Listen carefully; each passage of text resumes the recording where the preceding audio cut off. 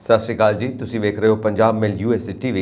ਮੈਂ ਹਾਂ ਸੰਜੀਵ ਯਸ਼ ਖੰਨਾ। ਤੁਹਾਡਾ ਸਾਰਿਆਂ ਦਾ ਸਵਾਗਤ ਖਬਰਾਂ ਦੇ ਇਸ ਬੁਲੇਟਿਨ ਦੇ ਵਿੱਚ। ਸਭ ਤੋਂ ਪਹਿਲਾਂ ਚੋਣਵੀਆਂ ਖਬਰਾਂ। ਡੋਨਲਡ ਟਰੰਪ ਦੀ ਰਿਹਾਇਸ਼ ਤੇ ਕਲੱਬ ਤੋਂ ਗੁਪਤ ਤੇ ਅਤ ਗੁਪਤ ਦਸਤਾਵੇਜ਼ ਬਰਾਮਦ ਹੋਏ। FBI ਦੇ ਦਫ਼ਤਰ ਵਿੱਚ ਦਾਖਲ ਹੋਣ ਦਾ ਯਤਨ ਨਾਕਾਮ। ਪ੍ਰਸਿੱਧ ਲੇਖਕ ਸਲਮਾਨ ਰਸ਼ਦੀ ਤੇ ਅੱਜ ਸਵੇਰੇ ਨਿਊਯਾਰਕ ਵਿੱਚ ਇੱਕ ਸਮਾਗਮ ਦੌਰਾਨ ਸਟੇਜ ਤੇ ਹਮਲਾ। ਸੁਤੰਤਰਤਾ ਦਿਵਸ ਤੇ ਅਮਰੀਕਾ ਵਿੱਚ ਖਾਦੀ ਦੇ ਬਣੇ ਤਿਰੰਗੇ ਦਾ ਫਲਾਈ ਪਾਸਟ ਹੋਵੇਗਾ ਖਿੱਚ ਦਾ ਕੇਂਦਰ। ਮਨਦੀਪ ਕੌਰ ਖੁਦਕੁਸ਼ੀ ਮਾਮਲਾ। ਭਾਰਤ ਵਿੱਚ ਮਾਪੇ ਕਰਦੇ ਰਹੇ ਉਡੀਕ, ਪਤੀ ਨੇ ਅਮਰੀਕਾ ਵਿੱਚ ਕਰ ਦਿੱਤਾ ਅੰਤਿਮ ਸੰਸਕਾਰ। ਹੁਣ ਖਬਰਾਂ ਦਾ ਵਿਸਥਾਰ।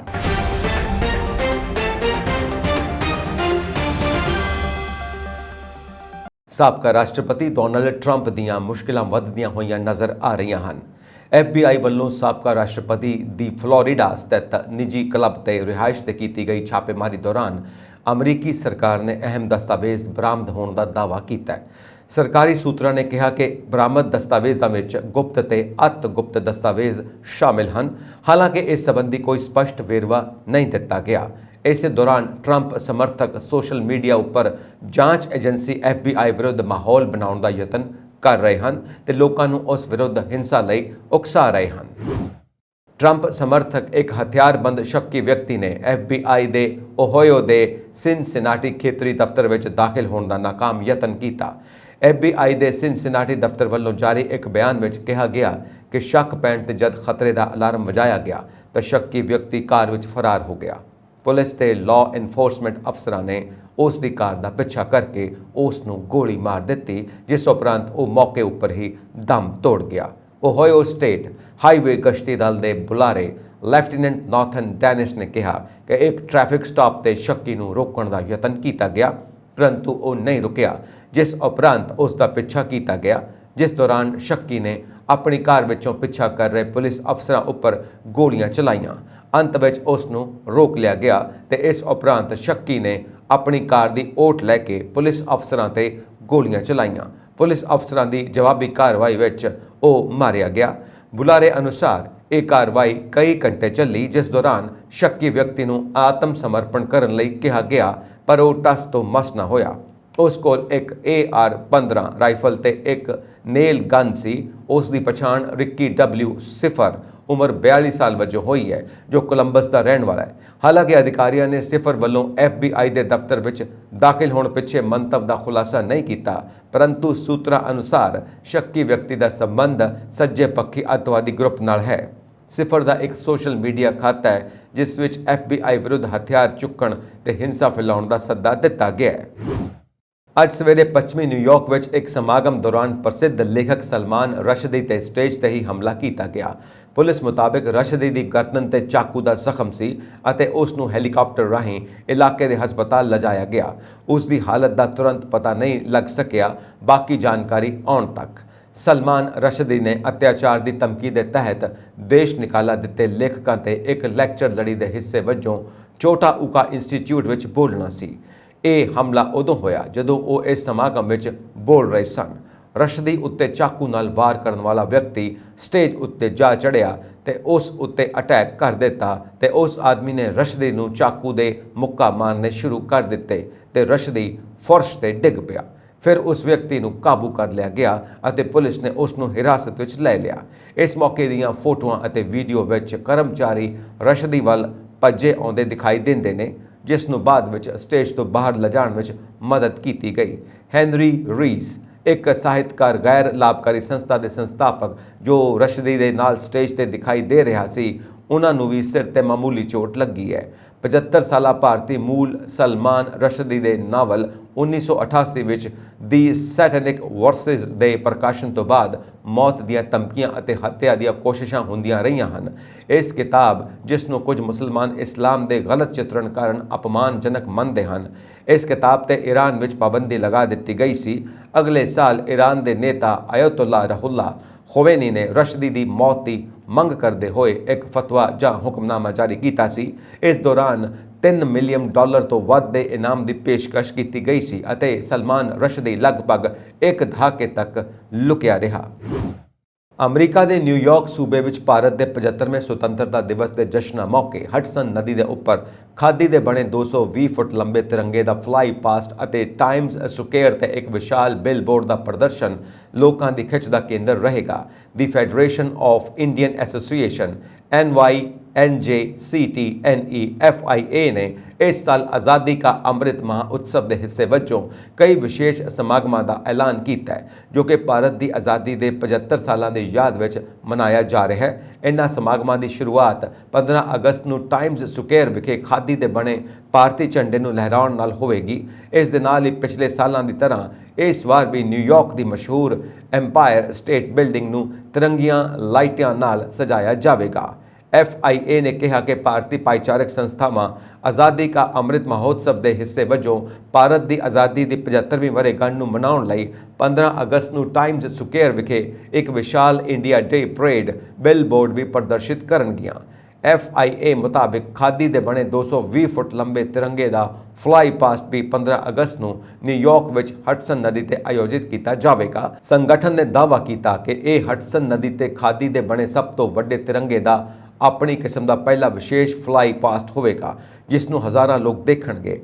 FIA ਦੇ ਨਿਰਦੇਸ਼ਕ ਕੇਨੀ ਦੇਸਾਈ ਨੇ ਘੋਸ਼ਣਾ ਕੀਤੀ ਕਿ ਤੇਲਗੂ ਸੁਪਰਸਟਾਰ ਅਰਜੁਨ 21 ਅਗਸਤ ਨੂੰ ਸੰਗਠਨ ਦੀ 40ਵੀਂ ਭਾਰਤ ਦਿਵਸ ਪਰੇਡ ਵਿੱਚ ਗ੍ਰੈਂਡ ਮਾਰਸ਼ਲ ਹੋਣਗੇ। ਉਹਨਾਂ ਨੇ 15 ਅਗਸਤ ਨੂੰ ਨਿਊਯਾਰਕ ਅਤੇ ਨਿਊ ਜਰਸੀ ਵਿਚਕਾਰ ਹਡਸਨ ਨਦੀ ਉੱਤੇ ਖਾਦੀ ਦੇ ਬਣੇ ਸਭ ਤੋਂ ਵੱਡੇ ਫਲਾਈ ਪਾਸਟ ਦਾ ਆਯੋਜਨ ਕਰਨ ਦੀ ਯੋਜਨਾ ਤੇ ਖੁਸ਼ੀ ਅਤੇ ਉਤਸ਼ਾਹ ਦਾ ਪ੍ਰਗਟਾਵਾ ਵੀ ਕੀਤਾ। FIA ਮੁਤਾਬਿਕ ਇੰਡੀਆ ਡੇ ਪਰੇਡ ਸਮਾਗਮ ਵਿੱਚ ਨਿਊਯਾਰਕ ਦੀ ਗਵਰਨਰ ਕੈਥੀ ਹੋਚੁਲ, ਨਿਊਯਾਰਕ ਸਿਟੀ ਦੇ ਮੇਅਰ ਐਰਿਕ ਐਡਮਜ਼, ਐਂਟੀਗੁਆ ਅਤੇ ਬਾਰਬੁਡਾ ਦੇ ਪ੍ਰਧਾਨ ਮੰਤਰੀ ਗੈਸਟਨ ਅਲਫੋਂਸੋ ਬ੍ਰਾਊਨ, ਨਾਸਾ ਦੇ ਪੁਲਾੜ ਯਾਤਰੀ ਰਾਜਾ ਚਾਰੀ, ਮਸ਼ਹੂਰ ਗਾਇਕ ਸ਼ੰਕਰ ਮਹਾਦੇਵਨ ਅਤੇ ਕੈਲਾਸ਼ ਖੇਰ, ਸਾਬਕਾ ਕ੍ਰਿਕਟਰ ਕੋਟਨੀ ਸ਼ਾਮਿਲ ਹੋਣਗੇ। ਵਾਲਸ਼ ਅਤੇ ਕਰਟਲੀ ਐਂਬਰੋਜ਼ ਸਨਮਾਨ ਦੇ ਮਹਿਮਾਨ ਵਜੋਂ ਸ਼ਾਮਿਲ ਹੋਣਗੇ। ਭਾਰਤੀ ਮੂਲ ਦੀ ਔਰਤ ਮਨਦੀਪ ਕੌਰ ਵੱਲੋਂ ਨਿਊਯਾਰਕ ਵਿੱਚ ਕੀਤੀ ਗਈ ਖੁਦਕੁਸ਼ੀ ਦੀ ਗੁੱਥੀ ਹੁਣ ਸ਼ਾਇਦ ਹੀ ਕਦੀ ਸੁਲਝ ਸਕੇਗੀ ਕਿਉਂਕਿ ਭਾਰਤ ਵਿੱਚ ਉਸ ਦੇ ਪਰਿਵਾਰ ਵਾਲੇ ਲਾਸ਼ ਪਹੁੰਚਣ ਦੀ ਉਡੀਕ ਹੀ ਕਰਦੇ ਰਹਿ ਗਏ, ਜਦਕਿ ਦੂਸਰੇ ਪਾਸੇ ਦੋਸ਼ੀ ਪਤੀ ਨੇ ਹੀ ਵਿਦੇਸ਼ ਵਿੱਚ ਮਨਦੀਪ ਦਾ ਚੁੱਪ-ਚਪੀਤੇ ਅੰਤਮ ਸੰਸਕਾਰ ਕਰ ਦਿੱਤਾ। ਇਸ ਬਾਰੇ ਹਾਲਾਂਕਿ ਨਿਊਯਾਰਕ ਵਿੱਚ ਮੌਜੂਦ ਭਾਰਤ ਦੇ ਲੋਕ ਮਨਦੀਪ ਦੇ ਪੱਖ ਵਾਲੇ ਨਿਊਯਾਰਕ ਪੁਲਿਸ ਤੋਂ ਵਾਰ-ਵਾਰ ਪੁੱਛਦੇ ਰਹੇ ਕਿ ਲਾਸ਼ ਨੂੰ ਭਾਰਤ ਕਦੋਂ ਅਤੇ ਕਿਵੇਂ ਭੇਜਿਆ ਜਾਵੇਗਾ, ਜਿਸ ਦੇ ਬਦਲੇ ਵਿੱਚ ਨਿਊਯਾਰਕ ਪੁਲਿਸ ਲੋਕਾਂ ਨੂੰ ਜਾਂਚ ਜਾਰੀ ਹੈ ਕਹਿ ਕੇ ਟਾਲ-ਮਟੋਲ ਕਰਦੀ ਰਹੀ। ਨਿਊਯਾਰਕ ਪੁਲਿਸ ਦਾ ਦਾਅਵਾ ਹੈ ਕਿ ਉਸ ਨੇ ਅਮਰੀਕੀ ਕਾਨੂੰਨਾਂ ਤਹਿਤ ਮਨਦੀਪ ਦੀ ਲਾਸ਼ ਉਸ ਦੇ ਪਤੀ ਦੇ ਹਵਾਲੇ ਕਰਕੇ ਕਾਨੂੰਨਾਂ ਦੀ ਉਲੰਘਣਾ ਨਹੀਂ ਕੀਤੀ, ਜਦਕਿ ਭਾਰਤ ਵਿੱਚ ਮੌਜੂਦ ਮਨਦੀਪ ਕੌਰ ਦੇ ਪਰਿਵਾਰਕ ਮੈਂਬਰ ਇਸ ਪਿੱਛੇ ਅਮਰੀਕਨ ਪੁਲਿਸ ਦੀ ਮਿਲੀਭੁਗਤ ਦਾ ਦੋਸ਼ ਲਗਾ ਰਹੇ ਹਨ। ਭਾਰਤ ਦੇ 75ਵੇਂ ਸੁਤੰਤਰਤਾ ਦਿਵਸ ਤੋਂ ਕੁਝ ਦਿਨ ਪਹਿਲਾਂ ਸੈਨ ਫਰਾਂਸਿਸਕੋ USA ਵਿੱਚ ਭਾਰਤੀ ਵਣਜ ਦੂਤ ਘਰ ਦੀਆਂ ਕੰਧਾਂ ਉੱਤੇ ਖਾਲਿਸਤਾਨ ਜ਼ਿੰਦਾਬਾਦ ਦੇ ਨਾਅਰੇ ਲਿਖੇ ਗਏ ਪਾਏ ਗਏ ਹਨ। ਅਣਪਛਾਤੇ ਵਿਅਕਤੀਆਂ ਵੱਲੋਂ ਕੀਤੀ ਗਈ ਅਜਿਹੀ ਹਰਕਤ ਸੰਭਾਵਤ ਤੌਰ ਤੇ ਭਾਰਤੀ ਅਧਿਕਾਰੀਆਂ ਅਤੇ ਵਿਦੇਸ਼ਾਂ ਦੇ ਮਿਸ਼ਨਾਂ ਨੂੰ ਪਰੇਸ਼ਾਨ ਕਰੇਗੀ। ਸੋਸ਼ਲ ਮੀਡੀਆ ਤੇ ਵਾਇਰਲ ਹੋਈ ਇੱਕ ਵੀਡੀਓ ਵਿੱਚ ਸੈਨ ਫਰਾਂਸਿਸਕੋ ਵਿੱਚ ਭਾਰਤੀ ਵਣਜ ਦੂਤ ਘਰ ਦੇ ਪ੍ਰਵੇਸ਼ ਦੁਆਰ ਦੀ ਕੰਧ ਤੇ ਖਾਲਿਸਤਾਨ ਜ਼ਿੰਦਾਬਾਦ ਦੇ ਨਾਅਰੇ ਲਿਖੇ ਦਿਖਾਈ ਦੇ ਰਹੇ ਸਨ। ਇਸ ਤੋਂ ਪਹਿਲਾਂ ਸਿੱਖਸ ਫॉर ਜਸਟਿਸ SFJ ਜੋ ਕਿ ਇੱਕ ਖਾਲਿਸਤਾਨ ਪੱਖੀ ਸਮੂਹ ਹੈ ਨੇ 15 ਅਗਸਤ ਯਾਨੀ ਭਾਰਤੀ ਸੁਤੰਤਰਤਾ ਦਿਵਸ ਮੌਕੇ ਮੈਲਬੌਰਨ, ਲੰਡਨ, ਮਿਲਾਨ, ਸਾਨ ਫਰਾਂਸਿਸਕੋ, ਵੈਨਕੂਵਰ ਅਤੇ ਟੋਰਾਂਟੋ ਵਿੱਚ ਭਾਰਤੀ ਦੂਤਘਰਾਂ ਵਿੱਚ ਖਾਲਿਸਤਾਨ ਦੀ ਸਥਾਪਨਾ ਬਲਾਕ ਤਿਰੰਗਾ ਲਈ ਇੱਕ ਵੱਖਵਾਦੀ ਮੁਹਿੰਮ ਚਲਾਉਣ ਦੀ ਗੱਲ ਆਖੀ ਸੀ। SFJ ਦੀ ਪ੍ਰੈਸ ਰਿਲੀਜ਼ ਵਿੱਚ ਕਿਹਾ ਗਿਆ ਹੈ ਕਿ ਉਹ ਸਿੱਖ ਹੋਮਲੈਂਡ ਪੰਜਾਬ ਤੇ ਭਾਰਤ ਦੇ 75 ਸਾਲਾਂ ਦੇ ਦਮਨਕਾਰੀ ਕਬਜ਼ੇ ਦਾ ਅੰਤਰਰਾਸ਼ਟਰੀਕਰਨ ਕਰਨ ਲਈ 15 ਅਗਸਤ ਦੀ ਸਿਵਲ ਕਾਰਵਾਈ ਕਰ ਰਿਹਾ ਹੈ। ਪੰਜਾਬ ਵਿੱਚ ਇੱਕ ਵਿਧਾਇਕ ਇੱਕ ਪੈਨਸ਼ਨ ਯੋਜਨਾ ਨੂੰ ਰਾਜਪਾਲ ਬਨਵਾਰੀ ਲਾਲ ਪੁਰੋਹਿਤ ਵੱਲੋਂ ਮਨਜ਼ੂਰੀ ਦੇ ਦਿੱਤੀ ਗਈ ਹੈ। ਰਾਜਪਾਲ ਦੀ ਮਨਜ਼ੂਰੀ ਮਿਲਣ ਤੋਂ ਬਾਅਦ ਇਸ ਸੰਬੰਧੀ ਗਜ਼ਟ ਨੋਟੀਫਿਕੇਸ਼ਨ ਜਾਰੀ ਕਰ ਦਿੱਤਾ ਗਿਆ ਹੈ। ਇਸ ਦੀ ਜਾਣਕਾਰੀ ਖੁਦ ਮੁੱਖ ਮੰਤਰੀ ਭਗਵੰਤ ਮਾਨ ਨੇ ਟਵੀਟ ਕਰਕੇ ਦਿੱਤੀ ਹੈ। ਆਪਣੇ ਟਵੀਟ ਵਿੱਚ ਮੁੱਖ ਮੰਤਰੀ ਨੇ ਕਿਹਾ ਕਿ ਮੈਨੂੰ ਪੰਜਾਬੀਆਂ ਨੂੰ ਇਹ ਦੱਸਦਿਆਂ ਬਹੁਤ ਖੁਸ਼ੀ ਹੋ ਰਹੀ ਹੈ ਕਿ ਰਾਜਪਾਲ ਸਾਹਿਬ ਨੇ ਇੱਕ ਵਿਧਾਇਕ ਇੱਕ ਪੈਨਸ਼ਨ ਯੋਜਨਾ ਨੂੰ ਮਨਜ਼ੂਰੀ ਦੇ ਦਿੱਤੀ ਹੈ। ਉਹਨਾਂ ਲਿਖਿਆ ਕਿ ਇਸ ਨਾਲ ਲੋਕਾਂ ਦੇ ਟੈਕਸ ਦਾ ਬਹੁਤ ਪੈਸਾ ਬਚੇਗਾ। ਉਹਨਾਂ ਕਿਹਾ ਕਿ ਇਹ ਪੈਸਾ ਲੋਕਾਂ ਦੇ ਕੰਮਾਂ ਤੇ ਹੀ ਲੱਗੇਗਾ, ਨਾ ਕਿ ਲੀਡਰਾਂ ਤੇ। ਦੱਸ ਦਈਏ ਕਿ ਇਸ ਯੋਜਨਾ ਸੰਬੰਧੀ ਫਾਈਲ ਲੰਬੇ ਸਮੇਂ ਤੋਂ ਰਾਜਪਾਲ ਕੋਲ ਪੈਂਡਿੰਗ ਸੀ, ਜਿਸ ਨੂੰ ਰਾਜਪਾਲ ਨੇ ਅੱਜ ਮਨਜ਼ੂਰੀ ਦੇ ਦਿੱਤੀ ਹੈ। ਸ਼ੂਗਰ ਮਿਲ ਵੱਲ ਰਹਿੰਦੇ ਬਕਾਏ ਨੂੰ ਲੈ ਕੇ ਕਿਸਾਨਾਂ ਵੱਲੋਂ ਫਗਵਾੜਾ ਵਿੱਚ ਦਿੱਤਾ ਜਾ ਰਿਹਾ ਧਰਨਾ ਲਗਾਤਾਰ ਜਾਰੀ ਹੈ। ਬੇਸ਼ੱਕ ਅੱਜ ਕਿਸਾਨਾਂ ਨੇ ਸਿਰਫ ਇੱਕ ਪਾਸੇ ਤੋਂ ਹੀ ਸੜਕ ਜਾਮ ਕੀਤੀ ਹੈ। ਕਿਸਾਨ ਲੁਧਿਆਣਾ ਤੋਂ ਜਲੰਧਰ ਵੱਲ ਆ ਰਹੀ ਸੜਕ ਤੇ ਬੈਠੇ ਹਨ, ਜਦਕਿ ਜਲੰਧਰ ਤੋਂ ਲੁਧਿਆਣਾ ਦਾ ਰਸਤਾ ਪੂਰੀ ਤਰ੍ਹਾਂ ਸਾਫ਼ ਕਰ ਦਿੱਤਾ ਗਿਆ ਹੈ। ਇਸ ਦੇ ਨਾਲ ਹੀ ਅੱਜ ਸਰਵਿਸ ਲੇਨ ਵੀ ਚੱਲਣੀ ਸ਼ੁਰੂ ਹੋ ਗਈ ਹੈ, ਜਿਸ ਕਰਕੇ ਟ੍ਰੈਫਿਕ ਵਿੱਚ ਜ਼ਿਆਦਾ ਸਮੱਸਿਆ ਨਹੀਂ ਆ ਰਹੀ। ਉੱਥੇ ਹੀ ਅੱਜ ਧਰਨੇ ਵਿੱਚ ਜਲੰਧਰ ਕੈਂਟ ਤੋਂ ਵਿਧਾਇਕ ਪ੍ਰਗਟ ਸਿੰਘ ਵੀ ਸ਼ਾਮਿਲ ਹੋਏ। ਇੱਥੇ ਦੱਸਣਯੋਗ ਹੈ ਕਿ ਸ਼ੁੱਕਰਵਾਰ ਕਿਸਾਨ ਸ਼ੂਗਰ ਮਿਲ ਚੌਕ ਵਿੱਚ ਦੋਵੇਂ ਪਾਸੇ ਧਰਨੇ ਤੇ ਬੈਠ ਗਏ ਸਨ। ਕਿਸਾਨਾਂ ਵੱਲੋਂ ਪੂਰੀ ਤਰ੍ਹਾਂ ਹਾਈਵੇ ਨੂੰ ਬਲੌਕ ਕੀਤਾ ਗਿਆ ਸੀ, ਜਿਸ ਕਰਕੇ ਆਉਣ ਜਾਣ ਵਾਲੇ ਲੋਕਾਂ ਨੂੰ ਭਾਰੀ ਪਰੇਸ਼ਾਨੀ ਦਾ ਸਾਹਮਣਾ ਕਰਨਾ ਪਿਆ ਸੀ। ਲੋਕਾਂ ਨੂੰ ਟ੍ਰੈਫਿਕ ਸੰਬੰਧੀ ਕੋਈ ਪਰੇਸ਼ਾਨੀ ਨਾ ਆਵੇ, ਇਸ ਕਰਕੇ ਕਿਸਾਨਾਂ ਨੇ ਫੈਸਲਾ ਕਰਦੇ ਹੋਏ ਅੱਜ ਇੱਕ ਪਾਸੇ ਤੋਂ ਹੀ ਸੜਕ ਜਾਮ ਕੀਤੀ ਹੈ। ਇੱਥੇ ਇਹ ਵੀ ਦੱਸਣਯੋਗ ਹੈ ਕਿ ਫਗਵਾੜਾ ਵਿੱਚ ਜਾਰੀ ਕਿਸਾਨ ਅੰਦੋਲਨ ਨੂੰ ਲੈ ਕੇ ਪੰਜਾਬ ਦੀ ਆਮ ਆਦਮੀ ਪਾਰਟੀ ਦੀ ਸਰਕਾਰ ਪੂਰੀ ਤਰ੍ਹਾਂ ਨਾਲ ਬੈਕਫੁੱਟ ਤੇ ਆਉਂਦੀ ਹੋਈ ਦਿਖਾਈ ਦੇ ਰਹੀ ਹੈ। ਪੰਜਾਬ ਦੀ ਭਗਵੰਤ ਮਾਨ ਸਰਕਾਰ ਵੱਲੋਂ ਕਿਸਾਨਾਂ ਦੇ ਹਿੱਤਾਂ ਨੂੰ ਧਿਆਨ ਵਿੱਚ ਰੱਖਦੇ ਹੋਏ ਸ਼ੂਗਰ ਮਿਲ ਦੀ ਹਰਿਆਣਾ ਦੇ ਜ਼ਿਲ੍ਹਾ ਫਤਿਆਬਾਦ ਦੇ ਪਿੰਡ ਪੂਨਾ ਵਿਖੇ ਜ਼ਮੀਨ ਦੀ ਰਜਿਸਟਰੀ ਅਤੇ ਹਰਿਆਣਾ ਸਰਕਾਰ ਨੂੰ ਚਿੱਠੀ ਲਿਖ ਲਗਾਈ ਗਈ ਰੋਕ ਨੂੰ ਪੂਰੀ ਤਰ੍ਹਾਂ ਨਾਲ ਵਾਪਸ ਲੈ ਲਿਆ। ਉਹਨਾਂ ਕਿਹਾ ਕਿ ਇਸ ਸੰਬੰਧੀ ਪੰਜਾਬ ਸਰਕਾਰ ਵੱਲੋਂ ਲਿਖਤੀ ਤੌਰ ਤੇ ਸਾਰੀ ਕਾਰਵਾਈ ਨੂੰ ਪੂਰਾ ਕਰ ਦਿੱਤਾ ਗਿਆ ਅਤੇ ਇਸ ਜ਼ਮੀਨ ਦੀ ਰਜਿਸਟਰੀ ਹੋਣ ਤੇ ਹੁਣ ਕਿਸੇ ਵੀ ਤਰ੍ਹਾਂ ਦੀ ਕੋਈ ਰੋਕ ਨਹੀਂ ਹੈ। ਉਹਨਾਂ ਕਿਹਾ ਕਿ ਮਾਮਲੇ ਨੂੰ ਲੈ ਕੇ ਸ਼ੂਗਰ ਮਿਲ ਦੇ ਪ੍ਰਬੰਧਕਾਂ ਨਾਲ ਵੀ ਗੱਲਬਾਤ ਕੀਤੀ ਜਾਵੇਗੀ ਅਤੇ ਇਸ ਜ਼ਮੀਨ ਦੇ ਸੌਦੇ ਨੂੰ ਪੂਰਾ ਹੋਣ ਤੋਂ ਬਾਅਦ ਸਰਕਾਰੀ ਪੱਧਰ ਤੇ ਯਕੀਨੀ ਬਣਾਇਆ ਜਾਵੇਗਾ ਕਿ ਜ਼ਮੀਨ ਦੀ ਸੇਲ ਤੋਂ ਮਿਲਣ ਵਾਲੇ ਕਰੋੜਾਂ ਰੁਪਏ ਦੀ ਰਕਮ ਨੂੰ ਕਿਸਾਨਾਂ ਦੇ ਖਾਤਿਆਂ ਵਿੱਚ ਪਾਇਆ ਜਾਵੇ। ਰਾਸ਼ਟਰੀ ਜਾਂਚ ਏਜੰਸੀ NIA ਨੇ ਅੱਤਵਾਦੀ ਹਰਵਿੰਦਰ ਸਿੰਘ ਉਰਫ ਰਿੰਦਾ ਤੇ 10 ਲੱਖ ਰੁਪਏ ਦੇ ਇਨਾਮ ਦਾ ਐਲਾਨ ਕੀਤਾ ਹੈ। ਪੰਜਾਬ ਵਿੱਚ ਹੋਏ ਬੰਬ ਧਮਾਕਿਆਂ ਦੀ ਜਾਂਚ ਕਰ ਰਹੀ ਏਜੰਸੀ ਨੇ ਕਿਹਾ ਕਿ ਰਿੰਦਾ ਦਾ ਸੁਰਾਗ ਦੇਣ ਵਾਲੇ ਦਾ ਨਾਂ ਗੁਪਤ ਰੱਖਿਆ ਜਾਵੇਗਾ। ਇਸ ਦੇ ਨਾਲ ਹੀ ਜਾਂਚ ਏਜੰਸੀ ਨੇ ਰਿੰਦਾ ਦਾ ਪਤਾ ਦੱਸਣ ਲਈ ਮੋਬਾਈਲ ਨੰਬਰ ਵੀ ਜਾਰੀ ਕੀਤੇ ਨੇ। ਦੱਸਣਯੋਗ ਹੈ ਕਿ ਅੱਤਵਾਦੀ ਰਿੰਦਾ ਦੇਸ਼ ਵਿਰੋਧੀ ਕਈ ਗਤੀਵਿਧੀਆਂ ਵਿੱਚ ਸ਼ਾਮਿਲ ਹੈ। ਰਿੰਦਾ ਪਾਕਿਸਤਾਨ ਤੋਂ ਨਸ਼ਾ ਅਤੇ ਹਥਿਆਰਾਂ ਦੀ ਸਪਲਾਈ ਕਰਦਾ ਹੈ ਅਤੇ ਇਸ ਸਮੇਂ ਪਾਕਿਸਤਾਨ ਵਿੱਚ ਲੁਕ ਕੇ ਬੈਠਾ ਹੋਇਆ ਹੈ। ਜ਼ਿਕਰਯੋਗ ਹੈ ਕਿ ਕਰਨਾਲ 'ਚ ਜਦੋਂ ਅੱਤਵਾਦੀ ਫੜੇ ਗਏ ਸਨ, ਉਸ ਸਮੇਂ ਪੁੱਛਗਿੱਛ ਵਿੱਚ ਰਿੰਦਾ ਦਾ ਨਾਂ ਆਇਆ ਸੀ। ਤਰਨਤਾਰਨ ਵਿੱਚ ਗੁਰਵਿੰਦਰ ਬਾਬਾ ਦੇ ਸਾਥੀ ਫੜੇ ਗਏ, ਉਸ ਵਿੱਚ ਵੀ ਅੱਤਵਾਦੀ ਰਿੰਦਾ ਦਾ ਨਾਂ ਸਾਹਮਣੇ ਆਇਆ। ਸਾਲ 2018 ਵਿੱਚ ਸਰਪੰਚ ਦੇ ਕਤਲ ਕੇਸ ਵਿੱਚ ਵੀ ਰਿੰਦਾ ਦਾ ਨਾਂ ਸ਼ਾਮਿਲ ਹੈ। ਰਿੰਦਾ ਸਾਲ 2018 ਵਿੱਚ ਨੇਪਾਲ ਭੱਜ ਗਿਆ ਸੀ ਅਤੇ ਉੱਥੋਂ ਪਾਕਿਸਤਾਨ ਚਲਾ ਗਿਆ। ਦੱਸਣਯੋਗ ਹੈ ਕਿ ਚੰਡੀਗੜ੍ਹ ਪੁਲਿਸ ਨੇ ਵੀ ਰਿੰਦਾ ਨੂੰ ਫੜਵਾਉਣ ਲਈ 50,000 ਰੁਪਏ ਦਾ ਇਨਾਮ ਰੱਖਿਆ ਹੋਇਆ ਹੈ। ਪਾਕਿਸਤਾਨ ਦੇ ਗੁਜਰਾਂਵਾਲਾ ਵਿੱਚ ਮਹਾਰਾਜਾ ਰਣਜੀਤ ਸਿੰਘ ਦੀ ਜੱਦੀ ਹਵੇਲੀ, ਜਿੱਥੇ ਉਹਨਾਂ ਦਾ ਜਨਮ ਹੋਇਆ ਸੀ, ਉਸ ਦਾ ਇੱਕ ਵੱਡਾ ਹਿੱਸਾ 12 ਅਗਸਤ ਨੂੰ ਭਾਰੀ ਮੀਂਹ ਕਾਰਨ ਢਹਿ ਗਿਆ। ਇਹ ਸ਼ੇਰੇ ਪੰਜਾਬ ਦੀ ਵਿਰਾਸਤ ਪ੍ਰਤੀ ਪਾਕਿਸਤਾਨ ਸਰਕਾਰ ਦੀ ਉਦਾਸੀਨਤਾ ਨੂੰ ਦਰਸਾਉਂਦਾ ਹੈ। ਕੁਝ ਦਿਨ ਪਹਿਲਾਂ ਜ਼ਿਲ੍ਹੇ ਦੇ ਸਹਾਇਕ ਕਮਿਸ਼ਨਰ ਨੇ ਸੰਬੰਧਿਤ ਵਿਭਾਗ ਦੇ ਅਧਿਕਾਰੀਆਂ ਨੂੰ ਨਾਲ ਲੈ ਕੇ ਉਕਤ ਹਵੇਲੀ ਦਾ ਦੌਰਾ ਕਰਕੇ ਇਸ ਨੂੰ ਪੂਰੀ ਤਰ੍ਹਾਂ ਸੁਰੱਖਿਅਤ ਐਲਾਨਿਆ ਸੀ। ਇਸ ਨੂੰ ਸੈਲਾਨੀਆਂ ਅਤੇ ਖਾਸ ਕਰਕੇ ਭਾਰਤ ਤੋਂ ਆਏ ਸਿੱਖਾਂ ਦੇ ਦੇਖਣ ਲਈ ਖੋਲ੍ਹਣ ਦਾ ਐਲਾਨ ਕੀਤਾ ਗਿਆ ਸੀ। ਪਾਕਿਸਤਾਨ ਪੁਰਾਤੱਤਵ ਵਿਭਾਗ ਵੱਲੋਂ ਇਮਾਰਤ ਨੂੰ ਇੱਕ ਸੁਰੱਖਿਅਤ ਵਿਰਾਸਤੀ ਇਮਾਰਤ ਘੋਸ਼ਿਤ ਕੀਤਾ ਗਿਆ ਹੈ, ਪਰ ਅਧਿਕਾਰੀ ਘੱਟ ਹੀ ਜਾਂਦੇ ਹਨ। ਪਾਕ ਸਰਕਾਰ ਵੱਲੋਂ ਕਈ ਵਾਰ ਫੰਡ ਅਲਾਟ ਕੀਤੇ ਗਏ ਹਨ, ਪਰ ਬਹਾਲੀ ਲਈ ਵਰਤੋਂ ਨਹੀਂ ਕੀਤੀ ਗਈ। ਇਸ ਤੋਂ ਇਲਾਵਾ ਹਵੇਲੀ ਦੇ ਆਲੇ ਦੁਆਲੇ ਦਾ ਸਾਰਾ ਇਲਾਕਾ ਨਾਜਾਇਜ਼ ਦੁਕਾਨਾਂ ਨਾਲ ਮੱਛੀ ਬਾਜ਼ਾਰ ਵਿੱਚ ਤਬਦੀਲ ਹੋ ਗਿਆ ਹੈ। ਆਜ਼ਾਦੀ ਦਿਵਸ ਦੀ 75ਵੀਂ ਵਰ੍ਹੇਗੰਢ ਸੰਬੰਧੀ ਸ਼੍ਰੋਮਣੀ ਕਮੇਟੀ ਨੇ ਅੱਜ ਬੰਦੀ ਸਿੱਖਾਂ ਦੀ ਰਿਹਾਈ ਲਈ ਕੇਂਦਰ ਸਰਕਾਰ ਖਿਲਾਫ ਰੋਸ ਮਾਰਚ ਕੀਤਾ ਤੇ ਡਿਪਟੀ ਕਮਿਸ਼ਨਰ ਦੇ ਦਫ਼ਤਰ ਵਿਖੇ ਪ੍ਰਧਾਨ ਮੰਤਰੀ ਦੇ ਨਾਂ ਮੰਗ ਪੱਤਰ ਵੀ ਸੌਂਪਿਆ ਗਿਆ ਹੈ।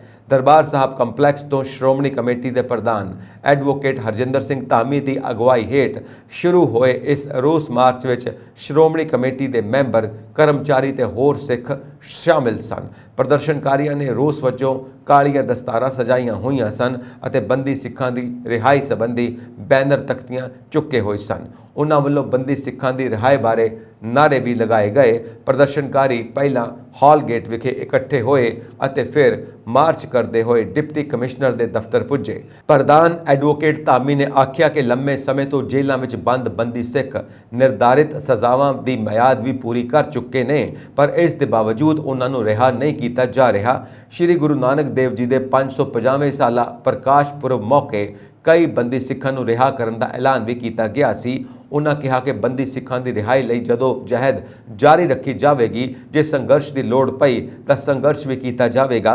श्रोमणी गुरुद्वारा प्रबंधक कमेटी और श्रोमणी अकाली दल वालों बंदी ਸਿੰਘਾਂ की रिहाई के मुद्दे ते अज मोहाली शहर में रोस मार्च किया, हुक्मराना खिलाफ नारेबाजी की गई। रोस मार्च की अगवाई पंजाब राज महिला कमीशन की साबका चेयरपर्सन और SGPC मैंबर परमजीत कौर लांडरा, अकाली दल के जिला प्रधान चरणजीत सिंह कालेवाल और हल्का मोहाली के इंचार्ज परविंदर सिंह बैदवान ने की। इत्थों के इतिहासिक गुरुद्वारा अंब साहब तो शुरू होया ते ये रोस मार्च डिप्टी कमिश्नर दफ्तर पहुँच के खत्म होया, जिथे SGPC और अकाली दल के आगुआं ने डिप्टी कमिश्नर दफ्तर राही देश के प्रधानमंत्री, राष्ट्रपति, पंजाब ते दिल्ली के मुख मंत्रियों और राजपाल नूं मंग पत्र भेजा। इस मौके SGPC के मैनेजर रजिंदर सिंह टौड़ा, यूथ आगू हरमनप्रीत सिंह प्रिंस, नंबरदार हरविंदर सिंह सुहाना और होर आगू और वर्कर मौजूद सन। प्रदर्शनकारियों ने प्रधानमंत्री के नाम SDM जयवीर यादव नूं मंग पत्र सौंपिया। मिनी सकत्रेत के बाहर प्रदर्शनकारियों की अगवाई करते गुरुद्वारा 10वीं पातशाही के प्रधान प्रकाश सिंह साहूवाल ते लखविंदर सिंह औलख ने कहा कि बहुत सारे सिख जेलों में बंद हैं, जिन्हों ने अपन सजावां पूरियां कर लईआं हन। इस मौके ते संत प्रकाश सिंह ते गुरपाल सिंह समेत अनेक सिख मौजूद सन। वाल्मीकि भाईचारे वालों वीरवार नूं पंजाब बंद की कॉल दी गई सी। पंजाब बंद की दी गई कॉल का असर पूरे पंजाब में वेखण नूं मिल रहा है। इस तहत बंद का असर जलंधर में भी वेखण नूं मिलिया। दस्सणयोग है कि पंजाब सरकार के AG एडवोकेट जनरल अनमोल रतन ने सरकार वालों कढ़ियां गई नौकरियां नूं लैके कहा सी कि जो इस दे लायक होवेगा उसनूं नौकरी दी जाएगी। SC समाज ने नौकरी लई रिजर्वेशन की मांग की सी, जिसनूं मना कर दिता गया सी। इस नूं लैके SC समाज के लोगों वालों अनमोल रतन का विरोध किया गया और उस ते मामला दर्ज करके सरकार नूं अपनी मंग रखी गई है। भगवान वाल्मीकि तीर्थ कमेटी अमृतसर वालों भावें पंजाब बंद की कॉल वापस लै लई गई सी, पर जलंधर के कुछ वाल्मीकि भाईचारे और रविदास भाईचारे के लोग बंद की कॉल वापस न लैण ते अड़े हैं। इस दे चलदियां ही उन्हां वालों अज जलंधर नूं शाम 5 बजे तक बंद किया गया। इस नूं लैके पुलिस प्रशासन ने मीटिंग भी की सी। इत्थे ही tiger force all India president Ajay Khosla और गुरु रविदास टाइगर फोर्स पंजाब के प्रेजिडेंट जस्सी तल्लन ने कहा सी कि पंजाब बंद होके ही रहेगा। इस तहत अज पंजाब बंद पूरा असर वेखण नूं मिलिया। जलंधर शहर के सारे बाजार मुकम्मल तौर पर बंद रहे।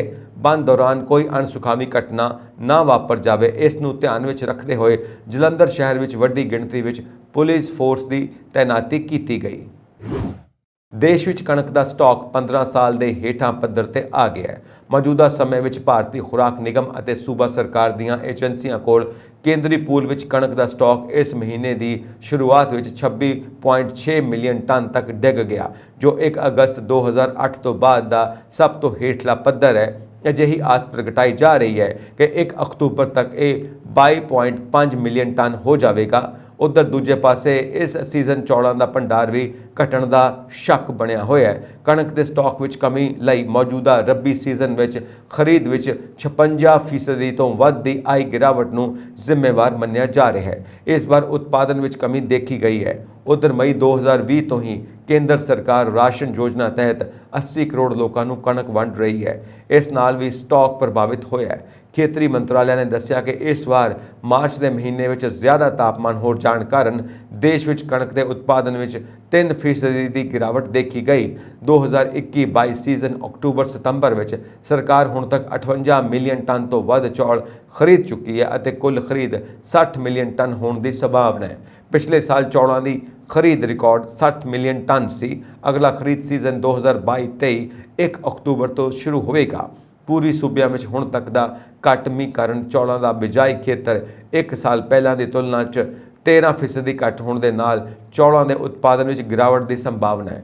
घट उत्पादन अनाज की खरीद को प्रभावित कर सकता है। एक मीडिया रिपोर्ट अनुसार प्रमुख सूबे जिमें पंजाब, हरियाणा, छत्तीसगढ़, ओडिशा ਆਂਧਰ ਪ੍ਰਦੇਸ਼ ਅਤੇ ਤੇਲੰਗਾਨਾ ਵਿੱਚ ਚੌਲਾਂ ਦਾ ਉਤਪਾਦਨ ਪ੍ਰਭਾਵਿਤ ਹੋਣ ਦੀ ਸੰਭਾਵਨਾ ਨਹੀਂ ਹੈ, ਕਿਉਂਕਿ ਇਨ੍ਹਾਂ ਸੂਬਿਆਂ ਵਿੱਚ ਲੋੜੀਂਦੀ ਬਾਰਿਸ਼ ਹੋਈ ਹੈ। ਹਾਲਾਂਕਿ ਇਨ੍ਹਾਂ ਸੂਬਿਆਂ ਵਿੱਚ ਕੀਮਤ ਘੱਟੋ-ਘੱਟ ਸਮਰਥਨ ਮੁੱਲ MSP ਤੋਂ ਵੱਧ ਰਹਿ ਸਕਦੀ ਹੈ। ਵਪਾਰੀ ਹੋਰ ਖੇਤਰ ਵਿੱਚ ਘੱਟ ਉਤਪਾਦਨ ਨੂੰ ਦੇਖਦੇ ਹੋਏ ਕਿਸਾਨਾਂ ਕੋਲੋਂ MSP ਤੋਂ ਵੱਧ ਕੀਮਤ ਤੇ ਖਰੀਦ ਕਰ ਸਕਦੇ ਨੇ। ਇਸ ਨਾਲ ਸਰਕਾਰੀ ਖਰੀਦ ਪ੍ਰਭਾਵਿਤ ਹੋ ਸਕਦੀ ਹੈ।